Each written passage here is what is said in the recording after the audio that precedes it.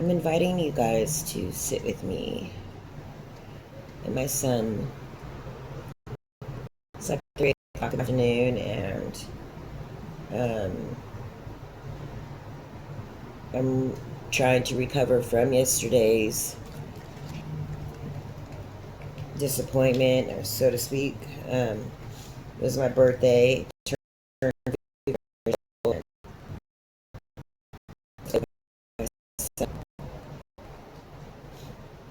I don't know if there's anyone that feels like that I do, which is that I have no one to talk to about this and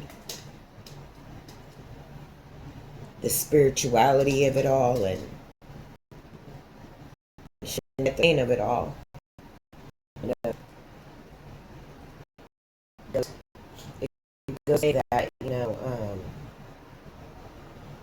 my son will not be forgotten. He will not be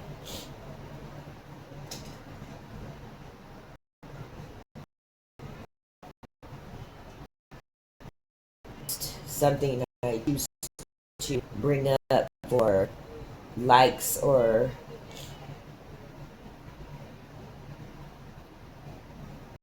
I don't know what they call it. These days I could barely even talk. It seems like I can never find the right words. I do on paper as to where talking in a video or talking on the phone or talking even to people, I get this fog of not having the right words to say. And I used to always have the right words to say or the wrong words. I'm kind of spontaneous that. It depends how I want to reflect to another person. Um, so, like, what I'm doing today is just sitting in His presence and in God's presence, hoping to get the motivation to clean up my house because my granddaughter just left. She visited this weekend, and it was great having her present. Um, a lot of tears were shed as usual because she misses her dad, but I can say that it was great. Um, but yeah, just I'm a neat freak, so I like everything clean and organized in its place, and so a lot of parts of my house are not where I want them to be. There's so much disorganization, and dishes need to be done. You know the drill. But yeah, so just want to clean up, but it takes me a while to get motivated to do so.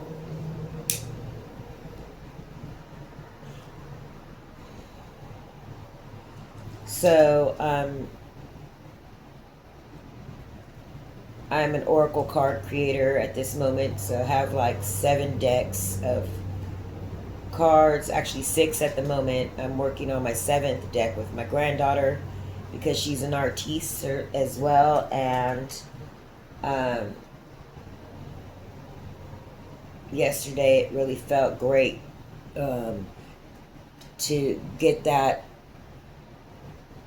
spark of an idea, and then she ran with it. So 7th one is being worked on.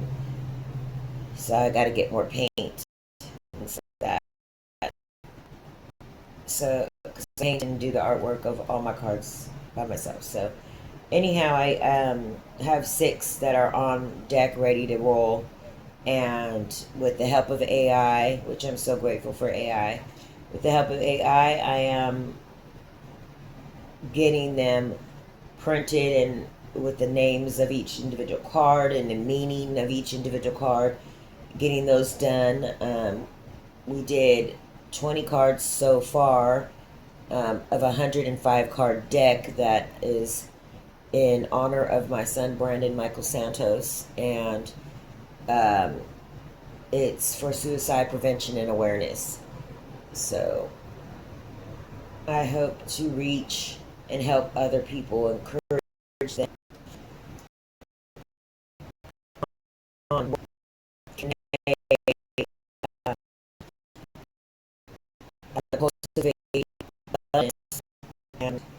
healing in the community, especially those of us parents who have lost children to suicide. You know,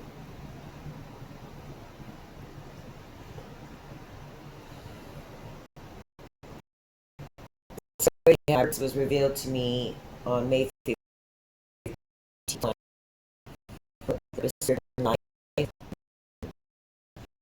Spiritually with God, if you're a Christian, and I would suggest doing it because it will definitely give you an inclination as to what your purpose is and what it means to fulfill that purpose while you're here in this school of earth, or on the plains of this school of earth. So I did it on day 15 of 2021. My purpose was revealed to me, and it was an amazing, amazing experience. I can tell you that what I seen and what I heard were beyond what I could even imagine. I've had experiences with healing, hearing God and things, but never did I have my future flash before my eyes like that. Like what the possibilities are with doing what I'm going to do is amazing. Now, let I mind you, this is 4 years before my son took his life, and the I was told I was going to um, write devotionals and do these oracle cards for the basis of grief and loss. Now, I didn't feel like I had that experience. Yes, I've experienced grief and loss in the course of my life, but never did I think that I had the experience to help heal another individual that may be experiencing those things. Now, grief can be, you can grieve many different things. It doesn't not necessarily have to be a person or a pet. It can be the loss of your identity, the loss of yourself, the loss of a job, the loss of, um, your financial security, if you were, if you had that, and um, the loss of, your home, anything that you had any type of personal identification or ties to. um, we can lose those things, and then enters the process or the steps of grief. Now, I lost a lot of things and persons in my life, in the course of my life, and I've only been alive 51 years. And what I can tell you is that I didn't grieve most of the things that I should have grieved properly. And what I mean by properly is that I filled those spaces with um, distractions, or another hymn, for example. Because you can grieve a relationship. Um, I didn't take the time to actually feel the emotions that came with it because I didn't want to feel it. You're always told, get over him, or you'll find another job, and this is only temporary. Yada yada yada. I mean, I've heard numerous things by people who mean very well in my life, and I can tell you that um, I was not emotionally prepared for a lot of the loss that I experienced. Um, I am a suicide survivor, meaning I used to um, act on behaviors that would or that encouraged losing my life. And so, being on this end of it, where I am now the parent of a child who died by suicide, it it's having me look at what I could have possibly put my children through and my family members through, and it's very, very painstaking, I should say.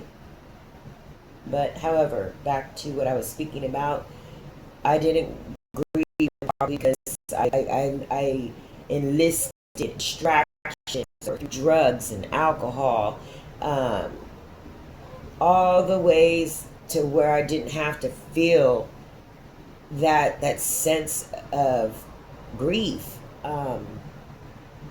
And I can tell you that it just seeped over into every other aspect of my life, you know. And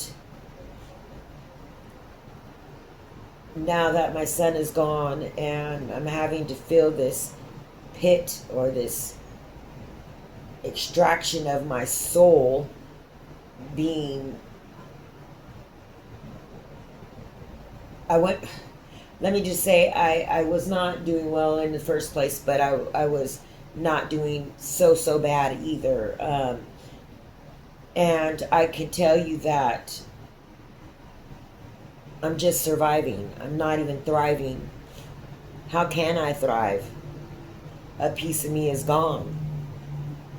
A beautiful soul he was. I mean, he was talented, very talented, and charismatic and witty and charming and good looking, and had all these things going for him, but he had the wrong fucking relationship, you know.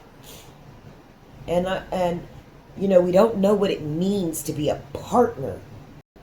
Some of us, we don't know what it means to be a partner. You know, we think just being in the relationship, and we bring our many issues. If you have past trauma, and you bring those issues into that relationship, and then it goes to shit. And then when it does, whether it's your trauma that surfaced or that person's trauma that surfaced, you know, regardless, it doesn't work out. Do we know how to leave? Do we learn from the first fucking red flag? Oh, you know, it's time to fucking go. I gotta get out of here. I don't care if I don't have no place to go. I'll find some place to go. We don't think like that. We think, fuck, I'm stuck. You know, everything I have is here. Or, you know, oh, it just was a one-time thing. It'll get better. Or then we add in a child and we think it's really going to get better, and then it gets worse because children, I'm sorry, they bring a lot of stress if you're not set financially. And so with that comes the stress of paying bills and rent. And, oh my goodness, life just happens. And when life happens, the true colors of our individual selves, our humanness comes out.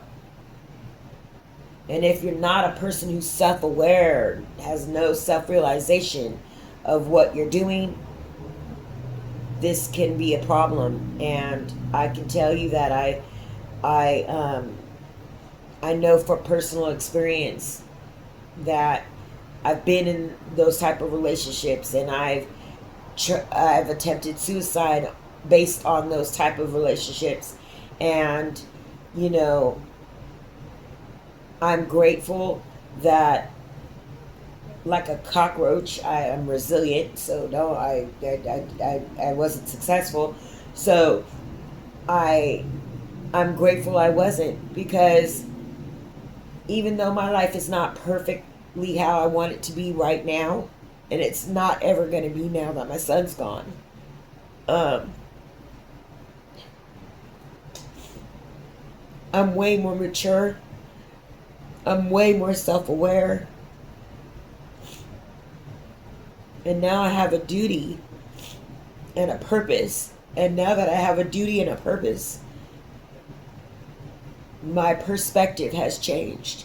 And because my perspective has changed, I have changed. And I don't know why I'm making this video. I just thought I'd do something different. And if there's other people who are out there that are feeling like they want to do something different too, and they want to express themselves, and feel free to let me know, and I will try to message you back. I go through periods of grief and depression, and I'm not working right now, so this is like the only way that I feel like will help heal this, or actually prepare me for another level of growth and transformation. Because in all honesty, I believe that that's what death or grief and loss does to us. It transforms us from who we were to who we're meant to be. And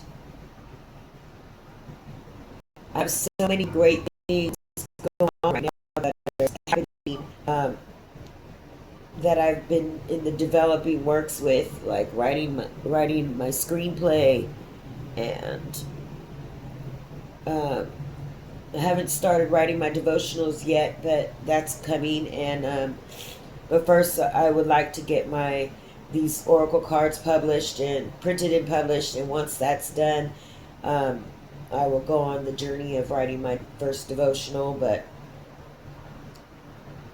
I don't know. I just want to let people know that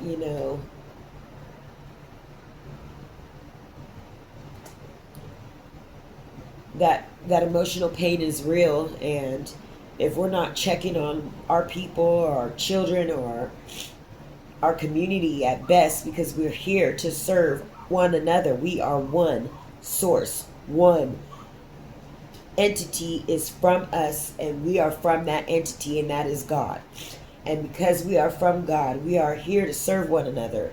I don't know where and what years or decades did that get lost, but it did. And because it did, a lot of fucking people are suffering mentally, emotionally, spiritually, financially, and nobody wants to help anybody because it would be a burden, or it's some type of taking away from what the possessions they have. And we can't think like that. We can't. And I'm not here to change the world. I just want to help one person not feel like they're alone today. And that's all I want to do. Just for today, anyways.